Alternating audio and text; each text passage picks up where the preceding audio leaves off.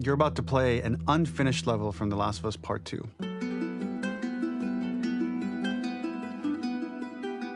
The reason we added this section is there are a few sequences, and we picked the 3 of the best ones, that we cut from the game. Often we build a game that's much bigger than what ends up being the final product.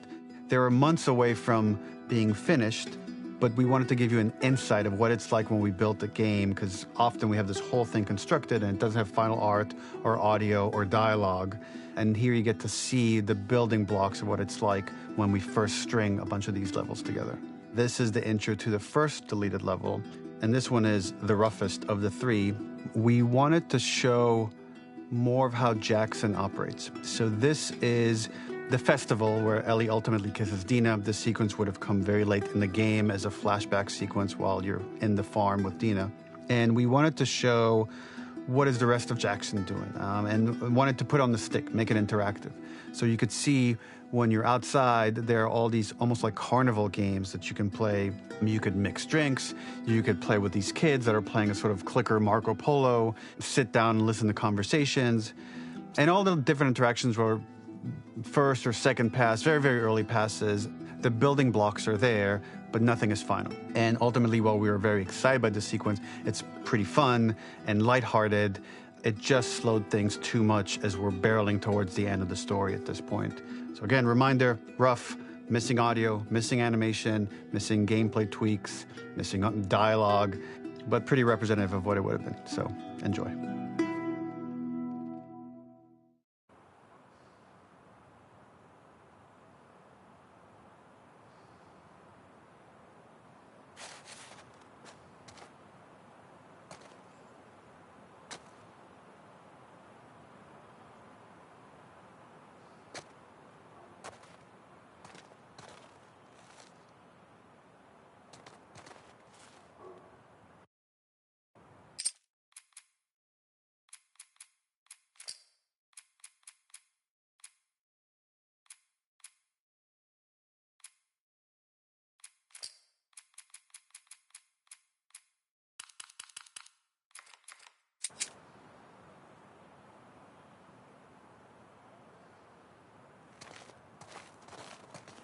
Originally, this level was going to transition us to farm.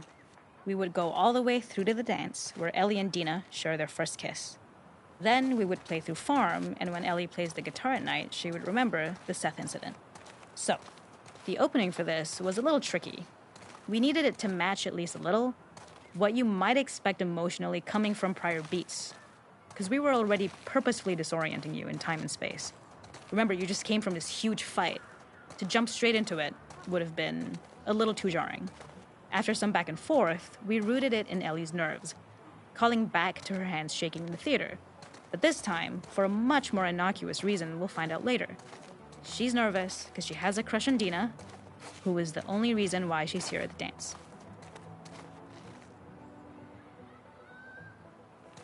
Something we really wanted to do was highlight the way their lives had turned upside down since she went down this path.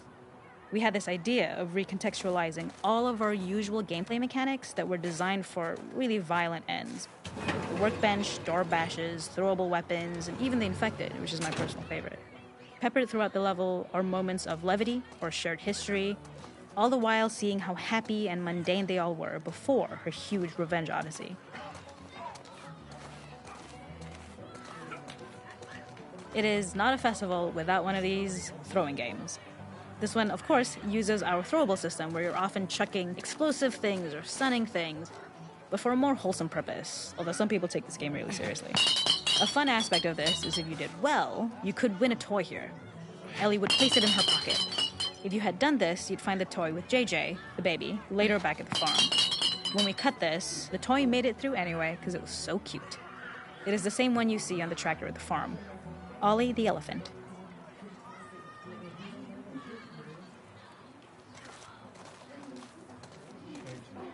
The makeup artist is pretty simple. It's one of those little in-game scenes we peppered in to make it feel like Ellie had roots in the town. Hallie, our writer, mentioned that in her mind, an ex-girlfriend of Ellie's tattooed her arm to cover up her scar. So we figured this might be the only time you get to see that. We wanted to hint at it and allude to it and make it feel like there had been so much more that had been happening and so much more that Ellie threw away.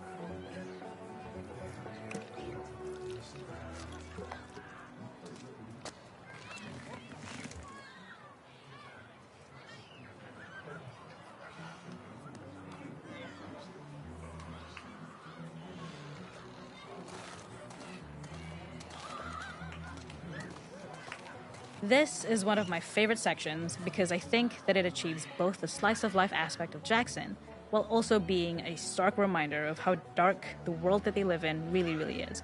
To attract attention and curiosity, one of the kids was supposed to make this adorable, messed-up little clicker impression, and the others would giggle. We tried a version where if you got close enough, the kid might try and follow you a little before turning back. Since clickers are blind and move by echolocation, for this game of messed up tag, Ellie must close her eyes and listen for when the children give themselves away. The thought was that these kids are in relative safety. They still grow up with the dangers of clickers and runners, and all those lessons would embed themselves in the games that they play. When the festival got cut, they tried to preserve this moment and move it to the front of the game where the snowball fight is, as a tutorial. However, being in the headspace of a clicker doesn't really teach you how to deal with them. Eventually, it evolved, and they instead made the snowball fight, which was, I think, way more effective. For me, it's character illuminating that not only does Ellie know this game, she plays along. There's a familiarity with the kids that's really nice to see, especially because it's such a difference from the Ellie we see later, who has a sort of hollow normalcy that she's trying to get with JJ, but kind of fails.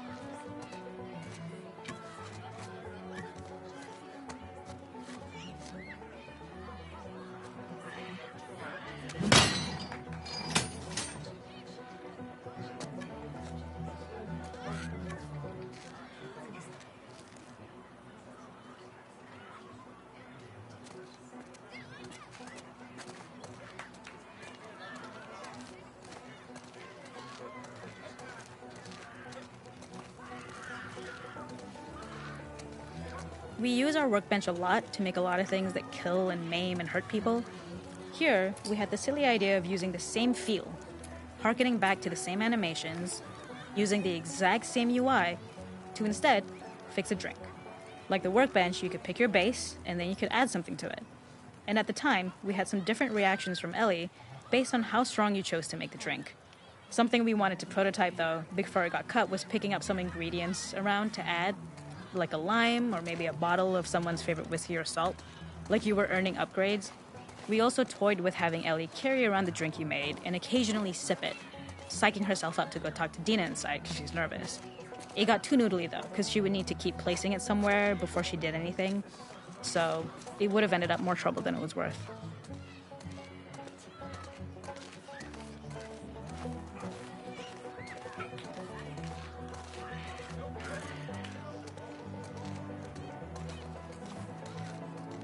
There's a hidden spot at the back that was just a bit of fun. It was highlighting Jackson's normalcy with something we would find in a real world. In the back, you would find teenagers finding some alone time with each other in a dark corner of a party. It was rewarding the player for peeking into a hidden corner, but ultimately redirecting them back to the festival. We also had versions of them smoking weed here, despite Maria's consternation, probably having gotten it from Eugene.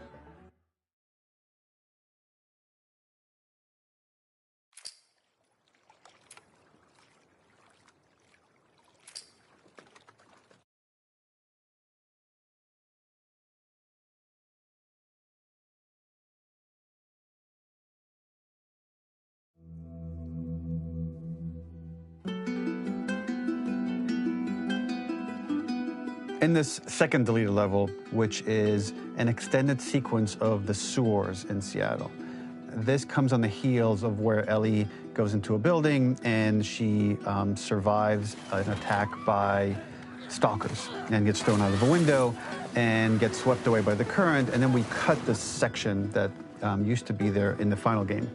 Now you will get to play it. So this was a way to get a bit more interesting puzzles, interesting traversal, figure out how Ellie can navigate the sewers with the fighting current.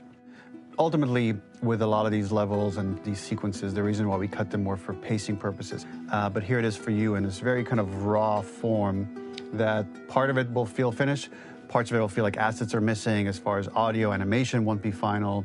But it's a glimpse into what a game looks like when it's months away from finishing. Enjoy.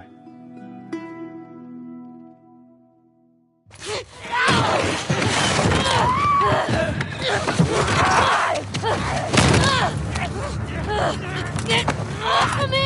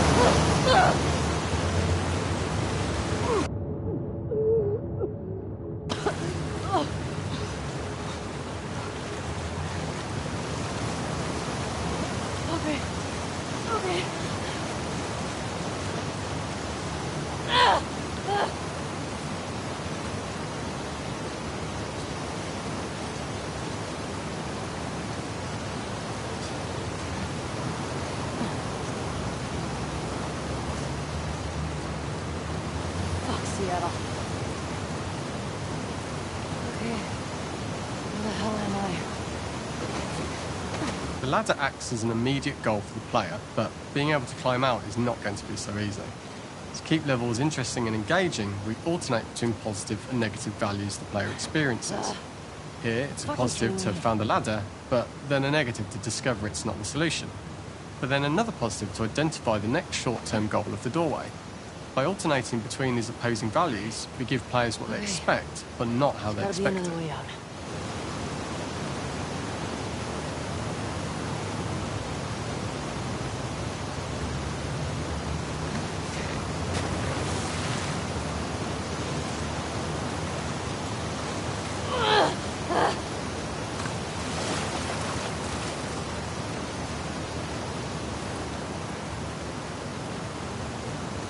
This level, internally known as Find Nora, was quite long in duration as we had to make Ellie traverse a far distance to the opposite side of downtown Seattle. The sewer section was originally longer than what we released the game with, approximately 10 minutes more. This was one of the few areas of the game that used water flow as part of a traversal puzzle. The player has to go upstream to use the current to get to the platform to reach the other side. We mostly cut this mechanic game-wide, however it remained in essence in the section swimming to the aquarium as Ellie, when you were avoiding the waves.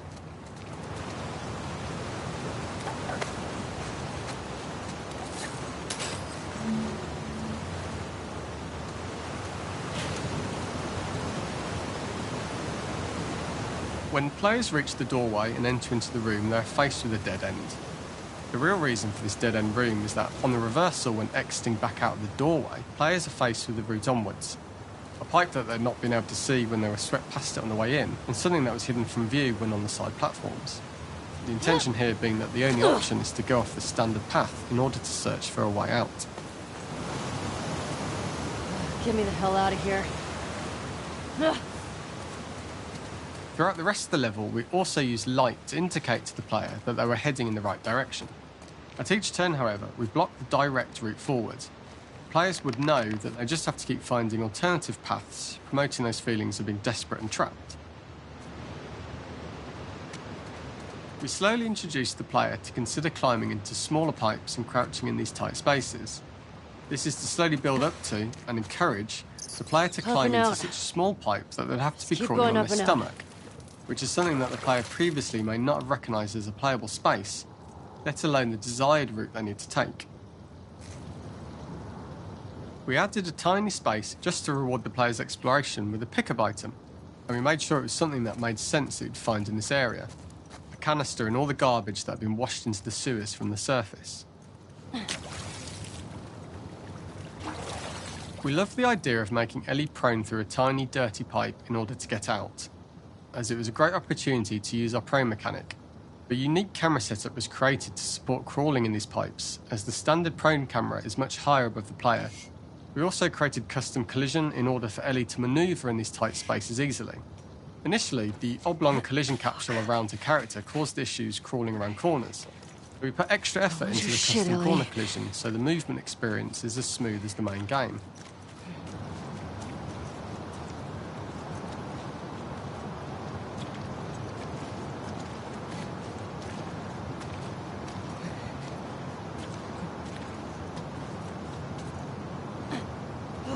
In order for the player to feel cramped, claustrophobic and desperate, we'd been enforcing the traversal mechanics that allow for a tight environment which promote these feelings. We introduced the use of the squeeze through so that we can keep the player feeling enclosed and tight, but without repeating the same geometry. Here we change from low ceilings with wider walls to high ceilings and tight walls to change up the spatial pacing and keep the level from repeating itself.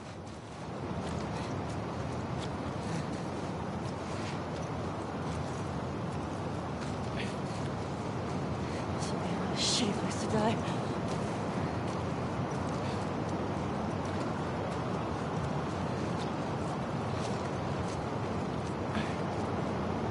Originally, we had the waterline much higher here, so players had to swim through this tight tunnel. However, from watching user test feedback, it was occasionally causing people to discount the route entirely and turn back on themselves. So to avoid any risk of this happening in the final game, we present a lower water level so the tunnel is easy to see and commit to using. Although this isn't as impactful without the prone swim, it's the better decision as it means a smoother experience for the player with no backtracking frustration. As we surface from the water and over the crest of the slope, we reveal what is further in this tunnel. A clicker that has sprouted and the fungus has grown on the sides of the pipe. It was great to see people who user tested this area becoming increasingly worried as we forced the player to squeeze past the fungus and inches away from the clicker's face, all the time not being sure whether the clicker might be alive or attack them. Although we aren't as cruel as to force a clicker attack in such close proximity, we do have a payoff for this moment. This clicker momentarily turned into Joel to show Ellie's PTSD from what happened to Joel at the start of the game. Ultimately, we decided to save this moment for the farm level, as it was more impactful there because it could become the centrepiece of that experience. Whereas in the sewers, we weren't able to make it as much of a narrative point and give it the breathing room and reaction time that it deserves, given the tight space. We draw the player towards this pipe, as it's seemingly the route out of the tight space. Fairly soon, it is obvious that this path is blocked. If the player goes all the way up to the bars that block the path, they are rewarded with a pickup, so this journey doesn't feel wasted. It is important to encourage the player to try to progress along this path so that they would subtly be thinking of progress in this direction. We hint to the player that there is a bigger, new space beyond this pipe by showing the player the waterfall. This helps players consider the other route where they don't know how far the tunnel is or whether they'd make it.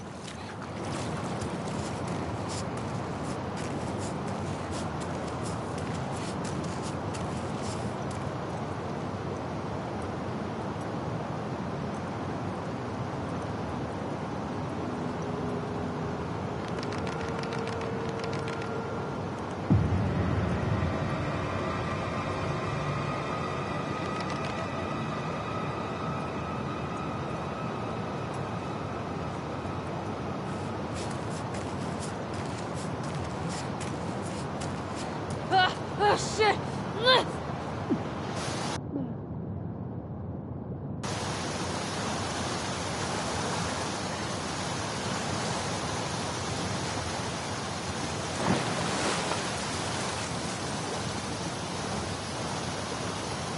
For the final section, we eventually opened you out into a wider area as you traverse through such tight spaces leading up to this. So changing the environmental pacing makes it begin to feel like we're coming to the end of Ellie's ordeal. An earlier iteration used the current that we'd shown at the start for a slightly tougher traversal puzzle to conclude the sewers. The ladder was clearly visible from most of the area, but the player was faced with a fast-flowing torrent of water they couldn't cross. If the player attempted to jump into the water, they were not able to swim across the ladder due to the water's speed. But instead they had to traverse the pipe running along the top of the space in order to get across the water.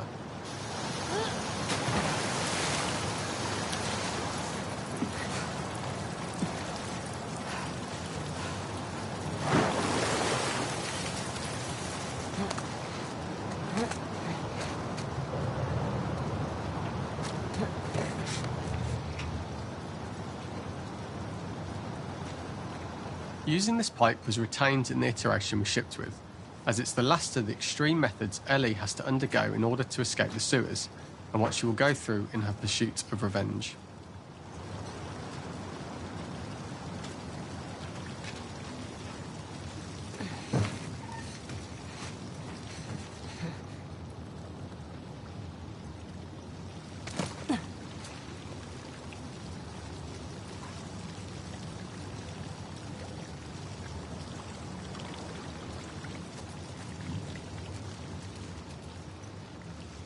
The last ladder climb is quite lengthy, and although we could have trimmed it down to a shorter climb, we liked how this last segment of the journey built anticipation for whether there was success at the top or not after all you've been through.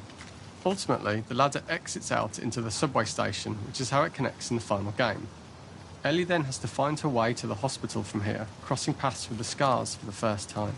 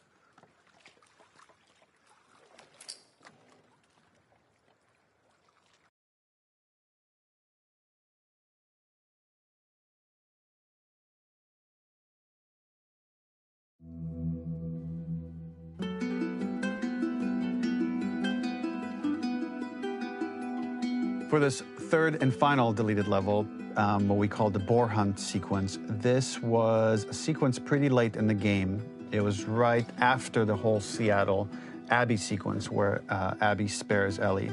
And then we wanted to come back into Ellie's story, but keep it a bit mysterious of how much time has passed, where is Ellie now? So we're coming in on Ellie, and she's following a trail of blood.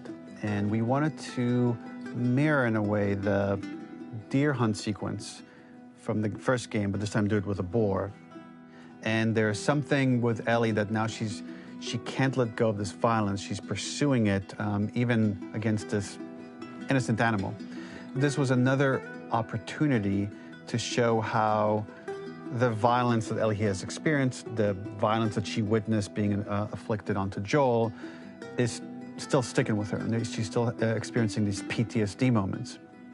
This was a sequence that was pretty far along and was cut pretty late in production. Parts of it are still really rough, but the gameplay, the building blocks were all there.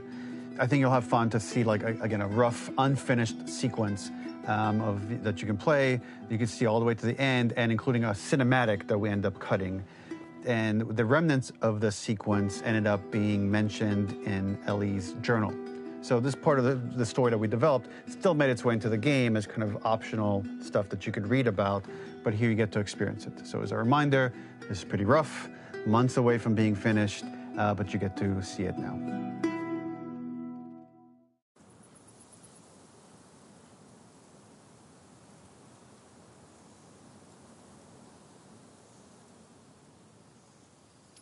Where are you?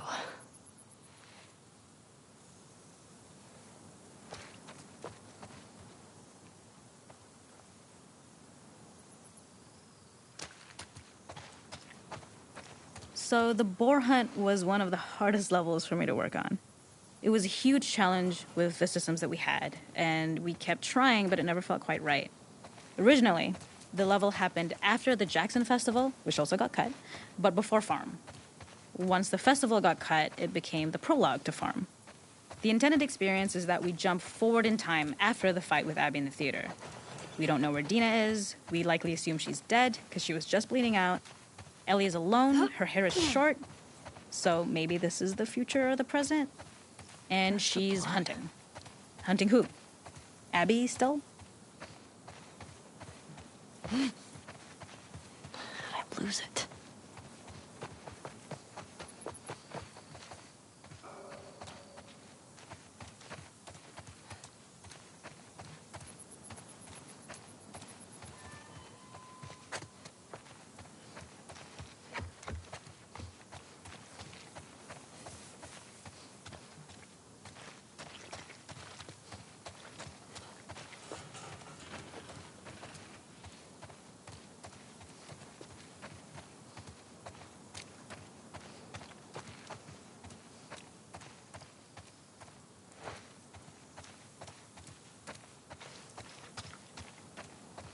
In early iterations of the fight, it was more arena-like. The player slowly whittles down the boar's health. Ellie gets more visceral and more vicious. We get a little worried about her. As the boar gets weaker, more panicked, more feral, and we start feeling sympathetic to the boar was the hope. In all of these iterations, especially of these wider areas, it required custom AI and scripting to make sure it continued to feel organic as an animal, but we really needed it to do specific stuff.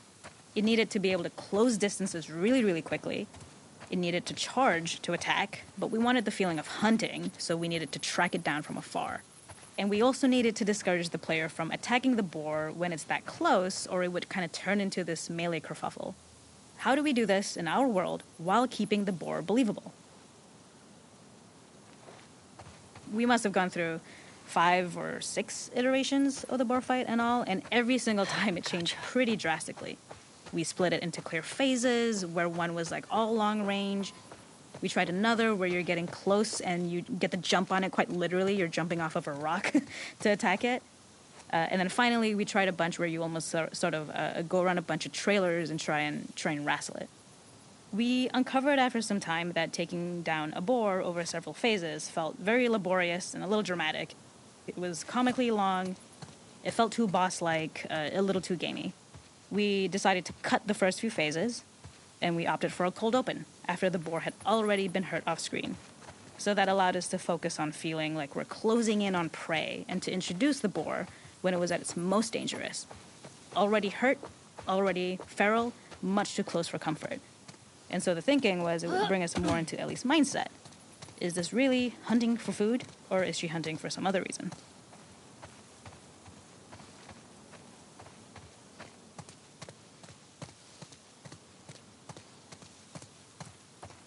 The gas station was built to highlight the boar's destructiveness. Since it's cramped, the boar feels larger.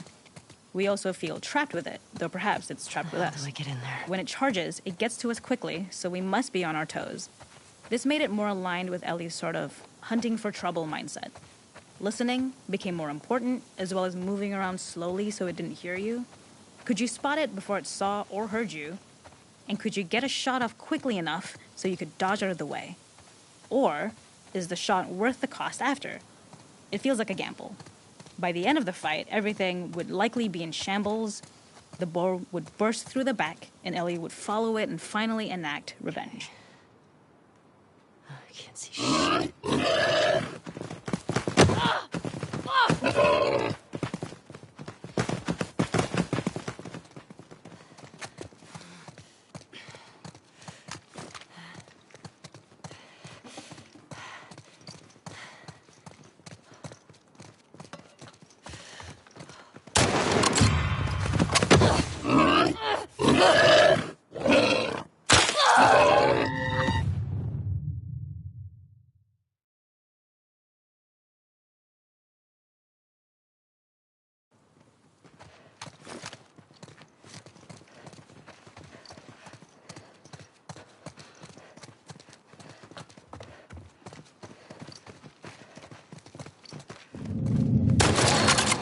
Got you.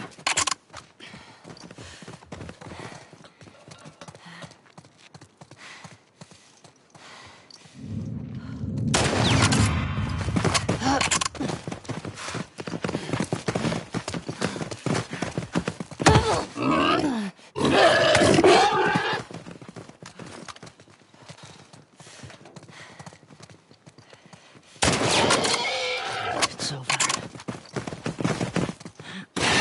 Nowhere to run.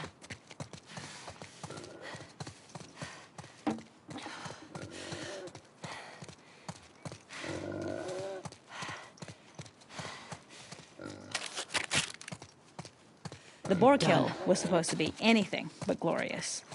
With the boar whimpering at the back of the gas station after Ellie's relentless hunt. After this, hearing the drone that we kind of come to associate with Ellie's trauma, we would hard cut to the stream where she's washing her hands and holding...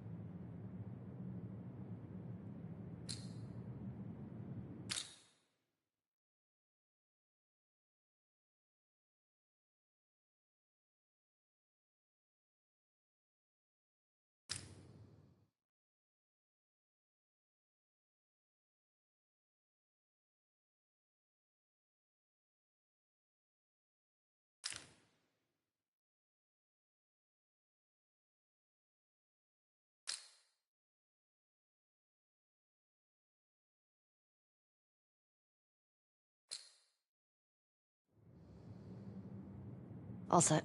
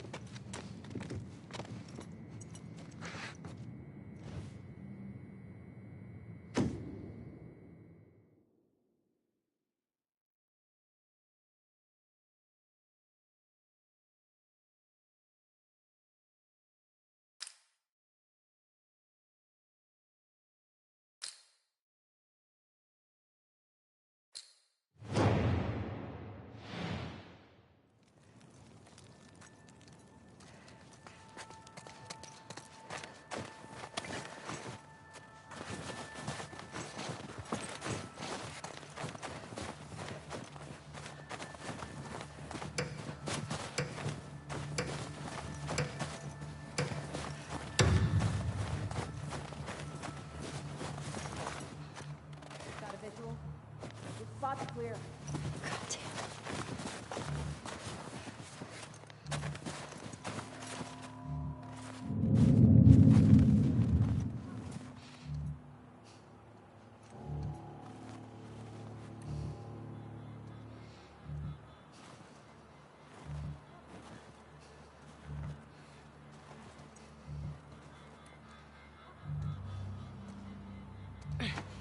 God damn. Listen, that her? I'll go check. By the car!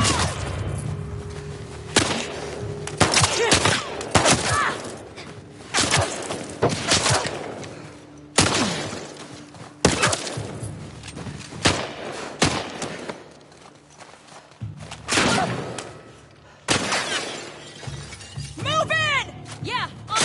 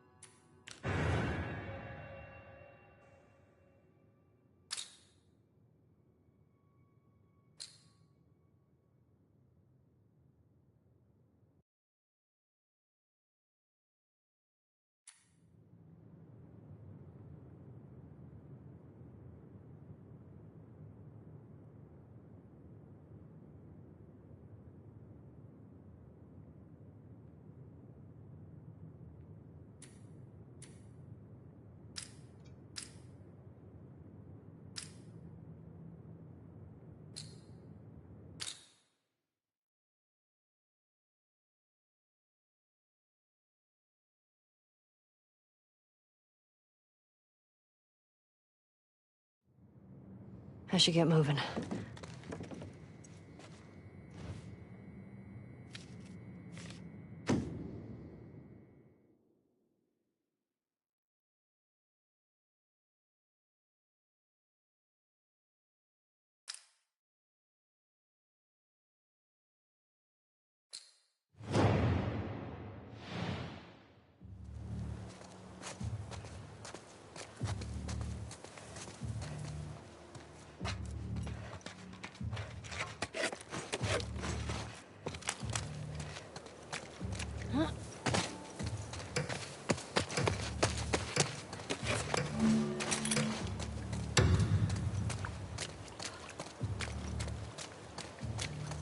Have anything? I have nothing. Fuck me.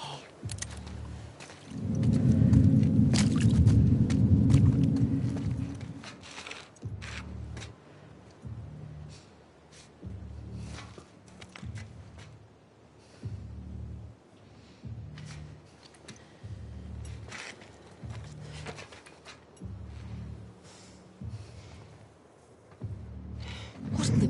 Right in there!